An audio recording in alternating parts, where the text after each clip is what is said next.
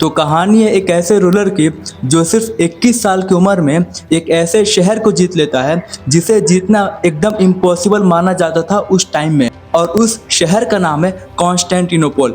तो कहानी की शुरुआत होती है 1451 से, जहाँ पे 19 साल का एक राजकुमार होता है जो अमास्या का गवर्नर होता है, और तभी उसे एक खत मिलती है कि उसके फादर की डेथ हो चुकी है।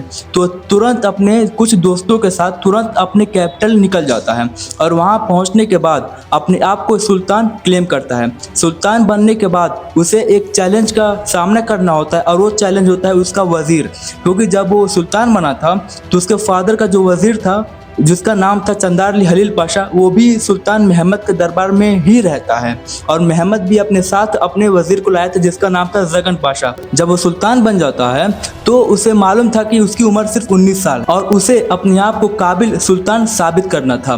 तो क्या करता है, अपनी फौज को इकट्ठा करके कॉन्स्टेंटिनोपल पे हमला कर देता है, जो बाजेंटाइन एम्पायर का सबसे पावरफुल, सबसे स्ट्रॉन्गेस्ट स्ट्रॉन्ग होल्ड माना जाता था उस टाइम में।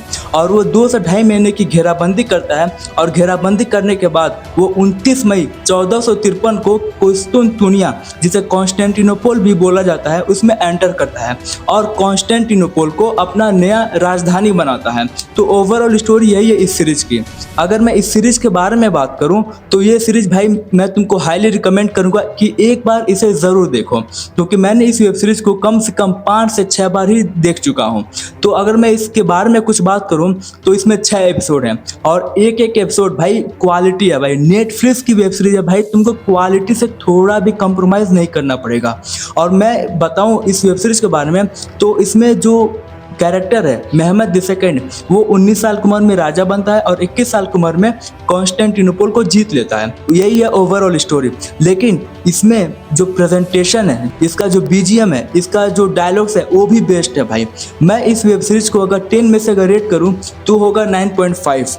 तो भाई तुम जाकर इस वेब सीरीज को देखो और मुझे कमेंट में ज़रूर बताना कि तुमको ये वेब सीरीज कैसे लगी। तब तक के लिए मिलते हैं अगले वीडियो में, तब तक के लिए कीप इन योर माइंड।